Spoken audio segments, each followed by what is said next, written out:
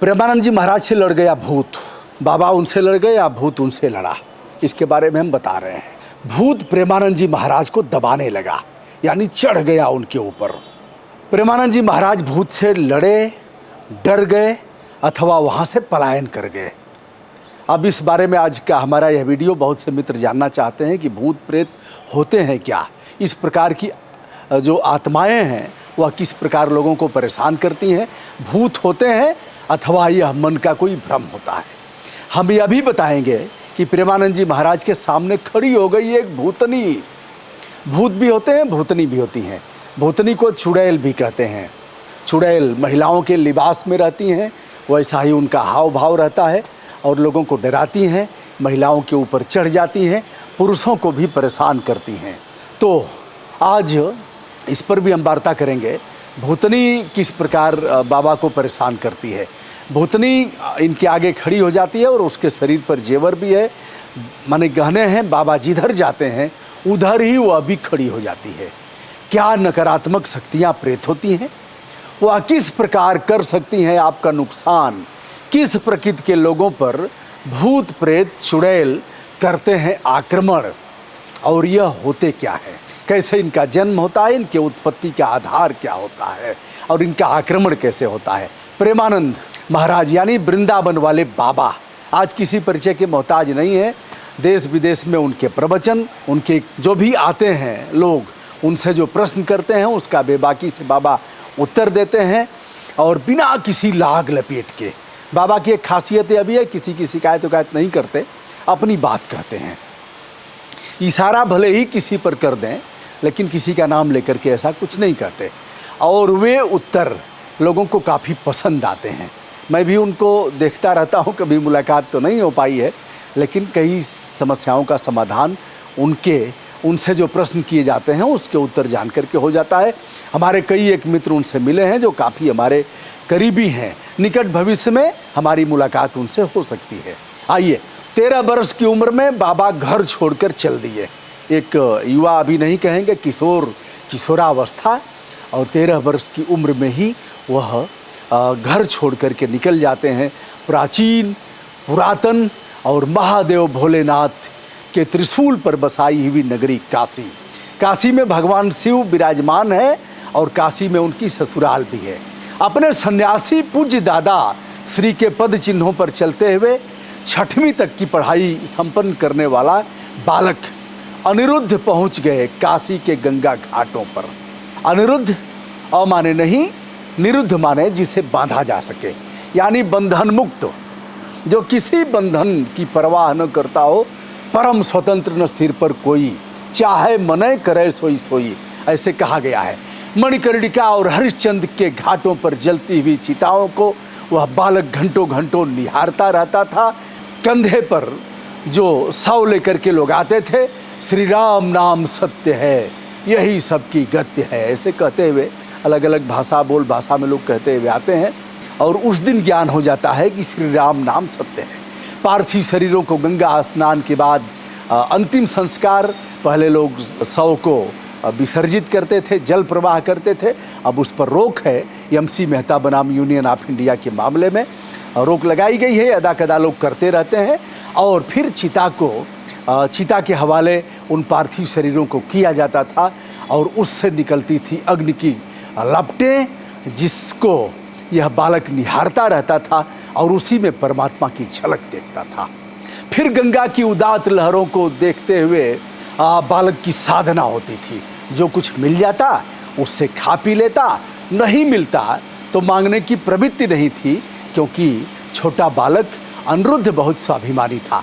कभी आकाश वृत्ति पर निर्भर रहता तो कभी मधुकरी संत का जीवन अपनाता। आकाश वृत्ति से विप्राय कुछ मिल गया तो उससे संतोष करना।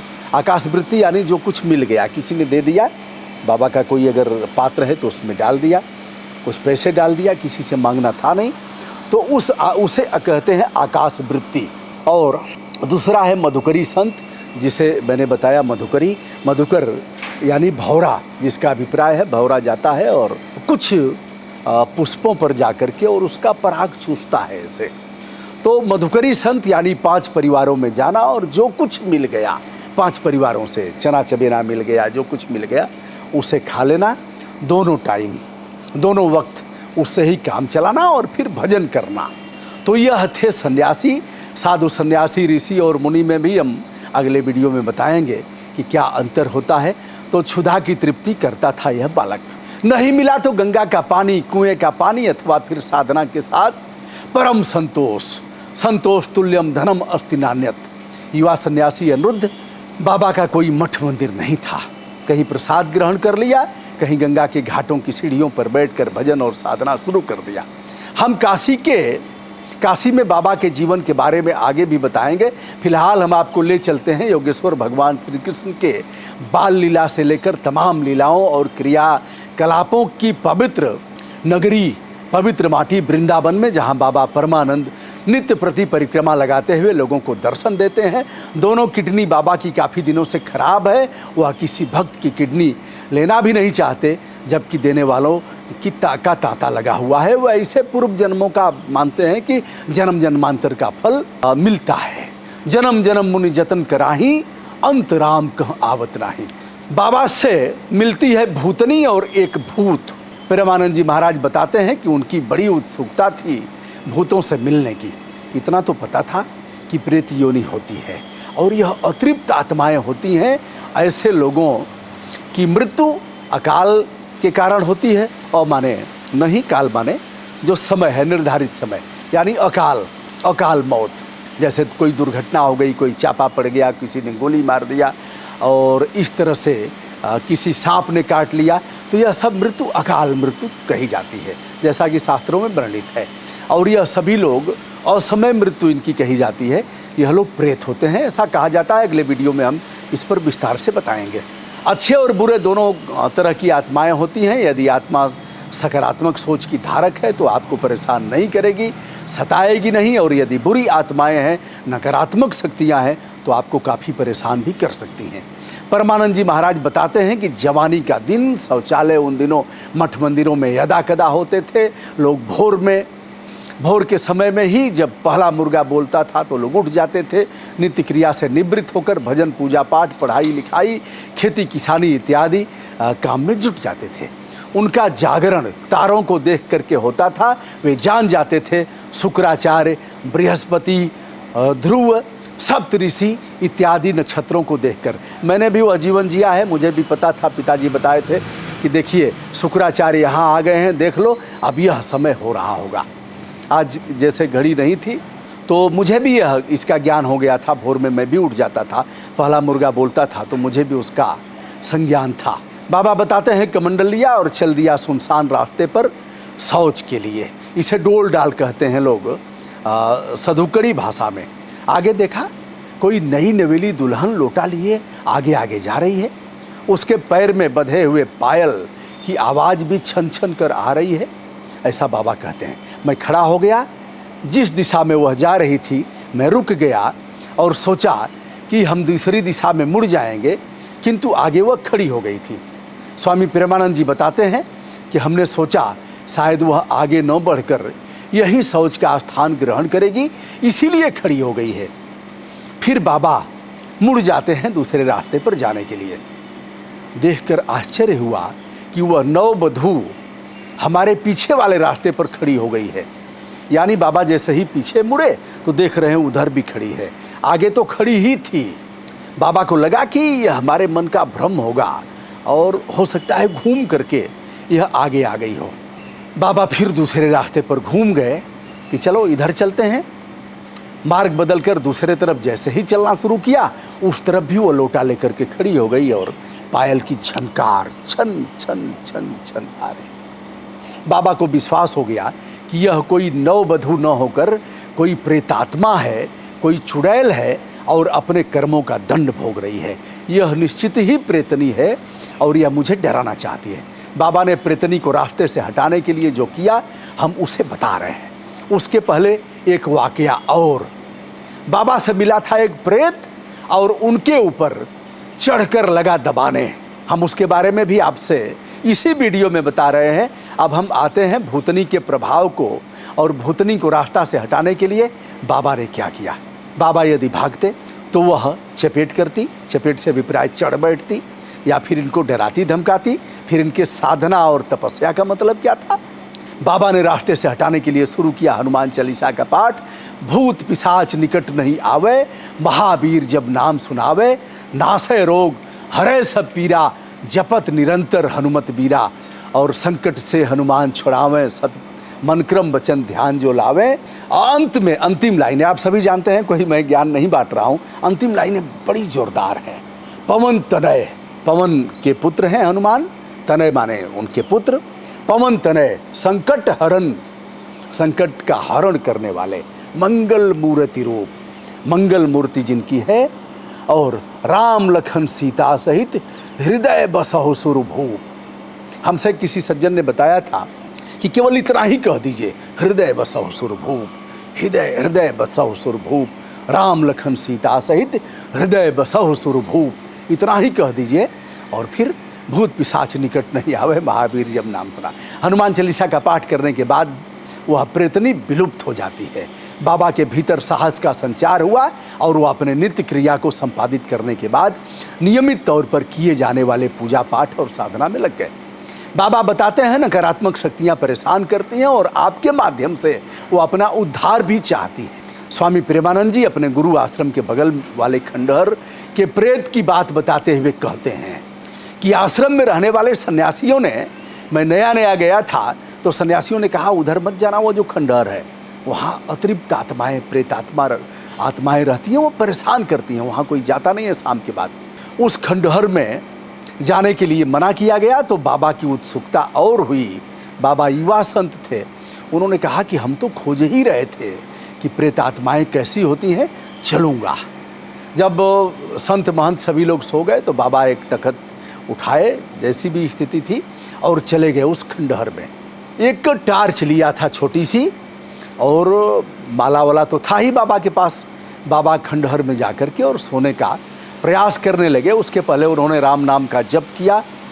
रात्रि विश्राम के लिए उनकी नींद जैसे ही आने लगी, सोने की तैयारी किया, तो उन्होंने कहा तकिया तो हमारे पास थी नहीं, और तकिया के लिए हम अपनी जटाओं का ही प्रयोग करते थे।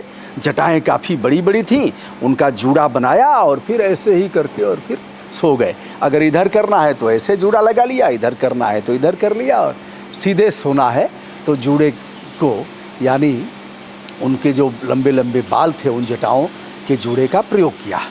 अब उसी समय क्या देखते हैं कि लग रहा है कि कोई धक्का दे रहा है, ऐसे करके कोई धक्का दे रहा है। तो इन्हें लगा कि ठीक है, भ्रम होगा, ऐसा होगा नहीं, नींद आ रही है, नींद में ऐसे कुछ लग रहा होगा। लेकिन बाबा की नींद गायब हो गई थी। फिर क्या हुआ, कुछ देर बाद टार्च उठाया और उस खंडहर में टार्च जला करके अगल बगल देखा तो कुछ नहीं था। खंडहर के बाद उन्होंने बाहर भी टार्च लगाया और अगल बगल जो भी था ऊपर नीचे सब जला करके देखा, कहीं कुछ नहीं था। फिर बाबा आ गए अपने आसन पर और सोने की तैयारी करने लगे। कुछ देर बाद फिर नींद आई और नींद अभी आ ही रही थी। उसी समय बाबा का भ्रम संदेह में परिवर्तित हो चुका था, क्योंकि किसी ने बहुत तेजी से धक्का दिया, ऐसे करके ऐसे धक्का दिया। बाबा उठ करके बैठ गए। भय के वातावरण में इन्होंने देखा कि आखिर ऐसा है क्या। बाबा ने राम नाम शुरू किया और फिर देखा, फिर टार्च जलाया, कहीं कुछ नहीं था। अब इस भूत से बाबा का कैसे जान छूटा और भूत ऐसी आत्माओं से पीछा कैसे छूटा। उन्होंने हनुमान चालीसा का पाठ तो किया ही, तासु दूत मैं मातु जानकी, सत्य शपथ करुणा निधान की। यह हनुमान जी ने उस समय कहा था जब माता जानकी को उन्होंने अशोक वाटिका में मुदरी गिराया था। उन्हें विश्वास नहीं हुआ कि ऐसी मुदरी तो यह माया से बनाई नहीं जा सकती, आखिर है क्या। तब उन्होंने विश्वास दिलाने के लिए कहा, क्योंकि यह ऐसा नाम था जिसे केवल माता जानकी जानती थी और मर्यादा पुरुषोत्तम श्री राम जानते थे। तासु दूत मैं मातु जानकी, मैं उन्हीं का दूत हूँ। और सत्य शपथ, यह देखिए मानस से यह लिया गया है, जो शपथ, सत्य शपथ खा करके कहता हूँ, शपथ पत्र भी बनता है। सत्य शपथ करुणा निधान की, यह करुणा निधान एक ऐसा शब्द था, तो उन्हें विश्वास हो गया। फिर कहते हैं कि अतुलित बलधामम हेम शैलाभ देहम दनुज बन कृषाणु ज्ञानिना नाम ग्रण्यम सकल गुण निधानम वानराणाम धीसम रघुपति प्रिय भक्तम बात जातम नमामि। रघुपति प्रिय भक्तम बात जातम नमामि सकल गुण निधानम। वानरों के जो ईश हैं उनके अग्रिम पंक्ति के हैं, और ऐसे बजरंगबली, ऐसे हनुमान जी जिनका नाम लेते ही रोम रोम में आपको साहस का संचार होगा।